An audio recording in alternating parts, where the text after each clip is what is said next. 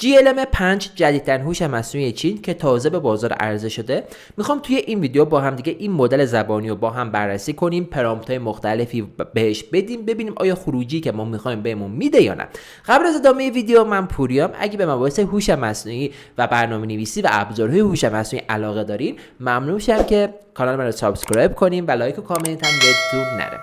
بچه این مدل زبانی نزدیک 744 میلیارد پارامتر داره که نزدیک 44 میلیارد پارامتر فعال داره. به این صورت که شما وقتی در مورد یه موضوعی ازش سوال میپرسین و پرامپت بهش میدین، اگه در مورد پزشکی باشه فقط اون قسمتی که به مباحث پزشکی مربوط میشه فعال میشه، یا مثلا اگه سوالی در مورد مهندسی و برنامه‌نویسی بپرسین فقط اون قسمت فعال میشه و این باعث میشه که مدل‌های زبانی و هوش مصنوعی کمتر کارت گرافیک مصرف کنن، یک کارت گرافیکی که حجمش کم باشه، رمش کم باشه، قدرتش کم باشه استفاده کنن و اینکه مصرف برقشون خیلی پایین‌تر میاد و سرعت جوابی که به ما میده خیلی خیلی بالا میره. اولین بار این تکنولوژی رو دیپسیک اجرا کرد و این مدل‌های بعدی چینی که اومدن از روی اون کپی کردن. به اضافه که این مدل زبانی از یه تکنیک دیگه‌ای به اسم دیپسیک اسپارس اتنشن که از دیپسیک دوباره الگو برداری کرده استفاده میکنه، به این صورت که ما میتونیم کانتکست ورودی بالایی بهش بدیم و توکن بیشتری بهش بدیم و این باعث میشه که مدل زبانیمون فراموشی نداشته باشه. مثلا اگه شما بیان یه 1000 صفحه PDF بهش بدین، این فراموش نمیکنه که شما چی بهش گفتین و چی ازش خواستین. یعنی هر چقدر ورودی پرامپتتون بالا هم باشه، مدل زبانی فراموشی نخواهد داشت. به اضافه که این مدل زبانی نسبت به مدل قبلی خود یعنی GLM4 نزدیک 355 میلیارد پارامتر داشت، ولی این 744 میلیارد پارامتر داره. ببینین اختلافش چقدر بالاست و بهتره. به اضافه اینکه این مدل زبانی قابلیت آفیس هم بهش اضافه کردن. الان مدل های زبانی و هوش مصنوعی داره به سمتی میره که جای کارمندا رو بگیره، به این صورت که خودش بیاد برای شما PDF درست کنه، خودش بیاد برای شما اکسل درست کنه و مثل یک کارمند 0 تا 100 کار رو انجام بده، خودش تصمیم گیری کنه که الان باید دقیقاً چی کاری انجام بده. این هوش مصنوعی GLM5 هم این قابلیت رو داره. خودشون تو سایتشون گفتن که این قابلیت رو اضافه کردیم و به زودی به سایت ZAI هم اضافه میشه. این GLM5 یه قابلیت دیگه هم داره تحت عنوان ایجنت که میتونیم ازش استفاده کنیم، ولی امروز من هر چقدر استفاده کردم ارور میخورد و هنوز نشون میده که هنوز اکتیو نشده و به زودی این قابلیت هم بهش اضافه میشه. و یه چیز دیگه هم بهتون بگم بچه‌ها، این مدل‌های زبانی چینی هر چقدر هم پیشرفته میشن، تو سایتشون همش میزنن از GPT و سنت و اینا بالا هستن، ولی عملاً تو تستا درست بالاست، ولی من خودم که میرم باش پرامپت میزنم اون خروجی که ازشون میخوام نمیگیرم.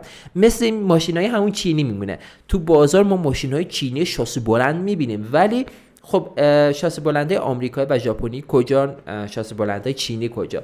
مدل‌های زبانیشون هم دقیقاً مثل هموناست. حس می‌کنم خیلی تبلیغات دارن روش انجام میدن، ولی از درون هنوزم که هنوزه به سنت نمیرسن، هنوزم که هنوزه به GPT نمیرسن، ولی باز خوبه چون رایگانه، میتونیم هر چقدر که می‌خوایم ازشون استفاده کنیم. به اضافه یه اوپن سورس هم هستن، میتونیم دانلودشون کنیم. خب بیشتر از این سرتون رو درد نیارم، فقط یه موضوعی بگم بچه‌ها. من حالا تو ویدیو هم میبینیم پرامپتایی که زدم، به نظر من کیمی K2.5 خیلی خیلی بهتر از GLM5. دقیقاً پرامپت‌های یکسانی که به کیمی K2.5 زده بودم به GLM5 زدم، اون خروجی که باید به من میداد نداد و هنوز جا داره برای بهتر شدن و خیلی برای من عجیب بود. اون خیلی بهتره. کیمی K2.5 به نظر من خیلی بهتره. ویدیو بررسیش تو کانال من هست، توی دیسکریپشن هم گذاشتم. راستی دوره پرامپت هم دوباره تو دیسکریپشن ویدیو برین نگاه کنین تا این توکن و کانتکست و اینا چیه بیشتر مسلط بشین بهش. بیشتر از این سرتون درد نیارم، بریم ادامه ویدیو رو از لپتاپ نگاه کنیم. خب بچه اولین کاری که میکنیم میایم طبق معمول داکیومنت های این مدل زبانی و این هوش مصنوعی با هم دیگه بررسی میکنیم. هر مدل زبانی و هر هوش مصنوعی که خواستین استفاده کنین، اول برین داکیومنتش رو بخونین ببین اصلا چی داره چی نداره.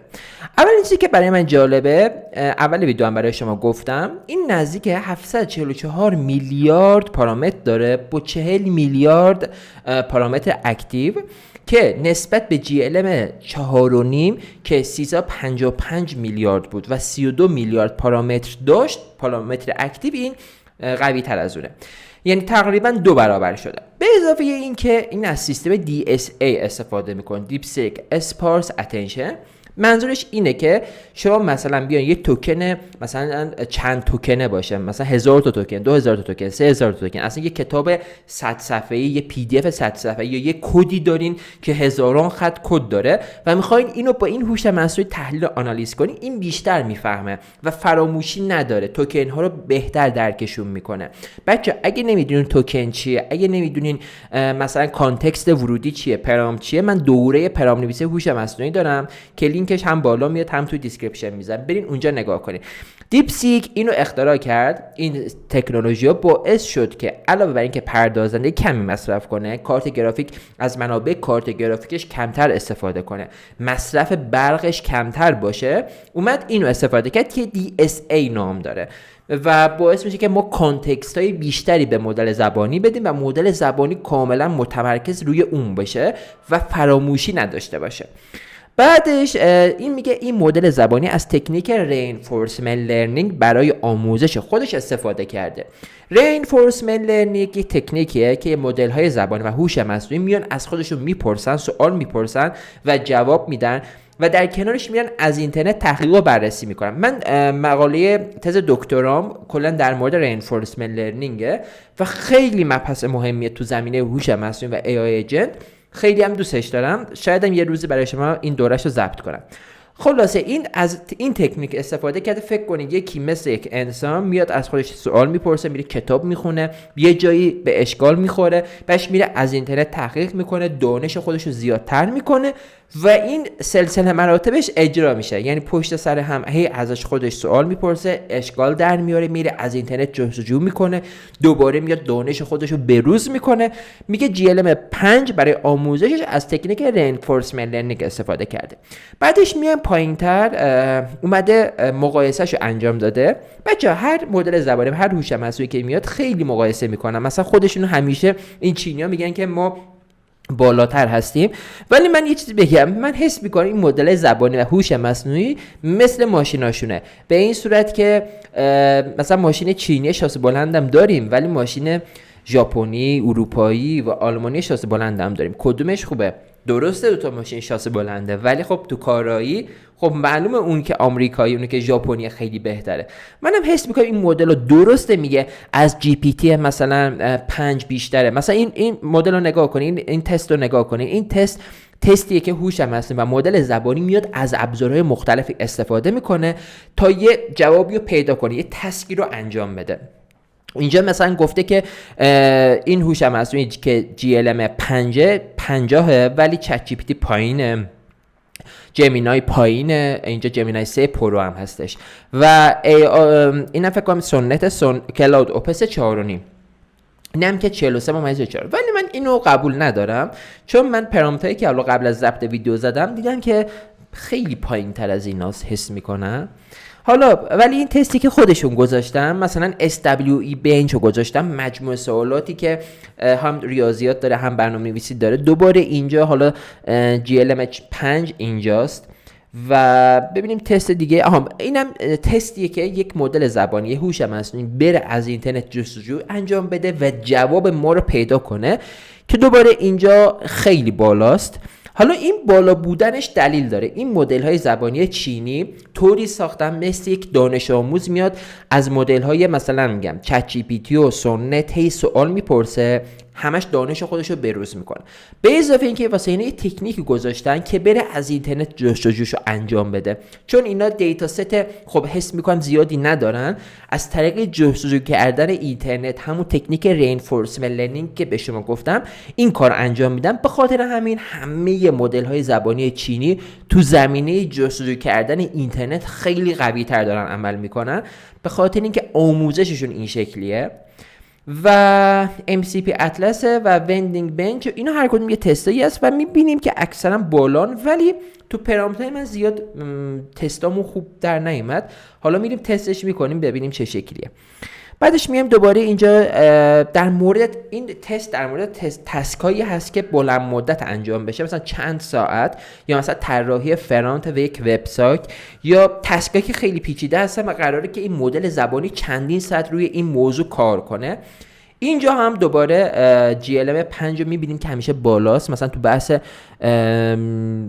ببینین ببین بحث، مثلا میگم این تست بحثیه که تو بحث بکندشه، این تست بحثی تسکیه که مثلا طولانی مدت انجام بشه. دوباره گفتن که GLM مثلا اینجا رو ببینین، مانی بالانس اوور تایم، این یه تستیه، میگه ما این تست رو گذاشتیم مثلا لانگ ترم، یعنی تو بازه زمانی بلند مدت انجام بشه. و GLM 5 میبینیم که اینجاست و میگه دیگه تو بحث بلند مدت و مدیریتش خیلی خوب داره عمل میکنه. مدیریت یک بیزینسی بود در طول 1 سال که میگه اینجا رسیده و خب میتونید مقایسه کنین.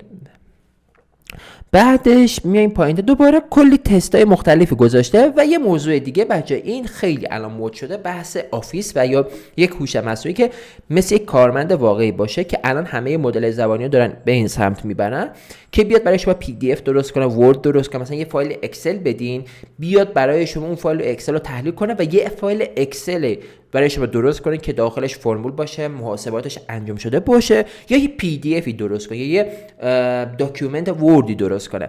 میگه GLM 5 هم تو این قضیه خیلی خوب داره عمل میکنه و میگه ZAI مون به زودی یه ایجنتی میذاریم که اینا رو برای شما تولید کنه تو اپلیکیشن ZAI. ولی در کل میگه که GLM 5 این قابلیت هم داره که مثل یک کارمند برای شما کار کنه. خب بیشتر از این سرتون رو درد نیارم، بریم تستاشو انجام بدیم. بچه این تستایی که من میکنم دقیقاً تستایی هست که واسه کیمیا K2.5 انجام داده بودم و اونجا این تستا واقعا پس شده بود و خیلی دقیق تر بود. ببینیم که GLM 5 هم میتونه این تستا رو پاس کنه یا نه. بچه اولین تستی که من انجام دادم این تست بود. نوشتم که بیا برای من، بذار من یه ذره زوم کنم، بهش گفتم که بیا برای من یک موبایل OS درست کن. یعنی چی؟ یک اپلیکیشن موبایل توی مرورگر درست کن، یک اندروید باشه که با HTML و CSS و اینا باشه. میتونید از این صفحه اسکرین شات بگیرین و به صورت عکسی به این مدل بدین، چون منم به صورت عکسی دادم و انصافا صورتش خیلی خوب بود. و حالا جوابش چینی نوشته بود. من تو پرامپتای بعدی گفتم که انگلیسی هم بگو. این نشون میده که از روی عکس هم میتونن خیلی خوب بخونن، همونطور که K2.5 میتونست از روی عکس خیلی خوب بخونه پرامپتمونو. بعدش ببینین این خروجی پرامپت من شد. من اینو بازش کنم. بچه این خروجی پرامپت منه، اینو برای من ساخت. قشنگ همه چی داره، ببینید ستینگز داره، با ماشین حساب داره و ودر داره، تقویم داره، یک اپلیکیشن موبایل همه فن حریف داره، خیلی هم جالبه. حتی بازی اینم ساخته برامون، حتی 2048 هم ساخته. اینم بازی مارو پلشه، مارو پله نه ببخشید، مار اینجوری میزنیم بازی میکنیم، انصافا خوب ساخته. بچه همه اینا تو مرورگره ها، کسایی که آشنا ندارن با HTML CSS برای ما الان اینو ساخته. انصافا اینجا خوب عمل کرد و برای ما یک موبایل OS خوبی برای ما طراحی کرد. این تست رو به نظر من پاس شد و این اولین پرامپت من بود که خیلی خوب برای ما طراحیش انجام داد. بریم تست بعدی. بچه تست بعدی کیمیا K2.5 هم اینو زده بودم. میخواستم یک برنامه یا یک بازی درست کنم، یک ماشین باشه که تو جاده حرکت کنه و حالت مسابقه‌ای داشته باشه. این دقیقاً این پرامپتو که اگه نگاه کنیم، من این پرامپتو تو کیمیا 2.5 هم زدم، خیلی خوب برای من جواب داد. و ببینیم که اینجا چجوری جواب میده برای ما. من اینو بزنم. اولا که به صورت چینی نوشته، من حالا بعد اینو فارسی میگفتم که به صورت فارسی برامون مینوشت. من یه ذره زوم کنم. خب حالا اینو انتخاب کنیم ببینیم چی میشه. خب بچه این بازی رو ببینین، این بازی رو قشنگ نساخت برامون، من راضی نیستم ازش، چون توی کیمیا K2.5 این بازی قشنگ ساخته شده بود و میتونست قشنگ نه داره درست کار میکنه، ولی باگ داره یه مقداری، میبینین یه مقدار باگ داره، به کیمیا K2.5 نمیرسه، میدونین. خوبه، بازم بدک نیست. به نظر من این تستم تونست پاس کنه، ولی نه زیاده اون شکلی که بگیم خیلی خوب بود، ولی بدک هم نبود. مثلا یه مدل ماشین دیگه انتخاب کنیم ببینیم چی میشه.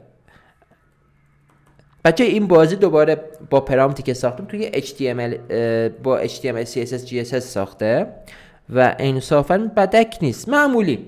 از کیمیا K2.5 پایین تره این پرامپت ما توی GLM 5.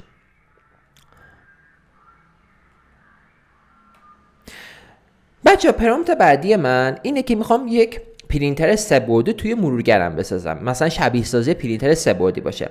کیمیا K2.5 اینو خیلی خوب انجام داد. میخوام ببینم که آیا اینم میتونه انجام بده. این پرامپت منه. شما دوباره میتونید از این اسکرین بگیرید، شما هم انجامش بدید. من دوباره برای اینکه وقت ویدیو زیاد نشه من اینجا برای شما آوردم. اینو بیاریم بالا ببینیم که آیا تونست اینو انجام بده. مثلا اینجا انتخاب میکنیم که یک مکعبی باشه، اینو بزنیم، این پرینتر 3 بعدی ما میشه. بچه ببین خوب داره میسازه ولی اومده یه ذره پایینتر میشه. اینو مثلا با پرامپتمون بازی کنیم که بهتر بشه. یا مثلا میخوایم سرکل یعنی دایره بسازیم، حالت این شکلی. ببینین اینم بدک نیست، خوبه ولی خب به خوبی کیمیا K2.5 تو جزئیات نیست. واقعیتش اینم من نپسندم. این پرامپت تو کیمیا K2.5 خیلی خوب بود. بچه حتما اون ویدیو کیمیا K2.5 رو نگاه کنید، اون خیلی خوب بود. این پرامپت بعدیم بود. دوباره من اومدم یه پرامپت رو تغییر دادم، همون ماشین مسابقه ای که بود گفتم با یه پرامپت دیگه بریم ببینیم واقعا میتونه اجرا کنه یا نه. من اینو باز کنم برای شما. خب این مثلا اسپورت کار رو میزنیم و اینجا اجرا میکنیم. نه متاسفانه اینجا هم شکست خورد. این پرامپتمون هم نتونست به خوبی انجام بده. من پرامپتش رو بهترش کردم و بهبودی بهش بخشیدم ولی هنوزم که هنوزه نمیتونه این بازی رو خوب اجرا کنه. بچه پرامپت بعدی که من نوشتم این پرامپتی که گفتم یک سیستم ویندوز او اس برای ما درست کن، یک سیستم عامل توی مرورگر برای ما درست کن. میخوام تست کنیم ببینیم که آیا تونسته بسازه یا نه. اینو من بزنم، بیاریم بالا اینو. خب این مرورگر این سیستم عامل ماست. انصافا اینا رو خوب انجام داده. الان ببینین این تقریبا این کوچیک میشه بزرگ میشه میبنده میاره پایین و با چند تا اپلیکیشن گفته بودم در داخلش باشه. اینم شبیه سازی حالا مثلا حالت کوانتومی و ایناست و اینا خیلی خوبه. حتی یه دونه نوتپد هم گذاشتیم. ببینین اینجا نوتپد رو داریم و اینجا تایپینگ گیم داریم. مثلا میگه اینو تایپ کن از سرعت رو بسنجه چجوری مثلا حالت تایپینگ داره. اینم فایلز ماست. انصافا اینا رو خیلی خوب انجام داده. ببین داکیومنتش خیلی خوبه. من راضیم از سیستم عاملش خیلی خوب. بچه‌ها همه اینا توی مرورگر داره اجرا میشه، اینو فراموشش نکنین. و حالا ببینیم والپیپرش میتونه تغییر کنه. حتی ترمینال هم داریم بچه‌ها. بذاریم ls رو میار. ls هم کار میکنه. مثلا cd مثلا بزنم ls مثلا cd مثلا بریم توی داکیومنت بریم میره واقعا میره این پوشه تبش کار نمیکنه. داکیومنتس ای وای بچه درسته مثلا کار میکنه ولی مثل لینوکس هم نیست. یک شبیه سازی ترمینال خوبی انجام داده. ببین میتونیم اینو والپیپرش مثلا عوض کنیم. مثلا من ستینگش برم والپیپرش این شکلی عوض میشه. من بازم کیمیا K2.5 بیشتر از این میپسندم. این درست الان ساخته شده و داره کار میکنه ولی تو کیمیا K2.5 یه عکسای طبیعی بود و میتونستی واقعا عکس‌ها رو عوض کنی. اینجا حالت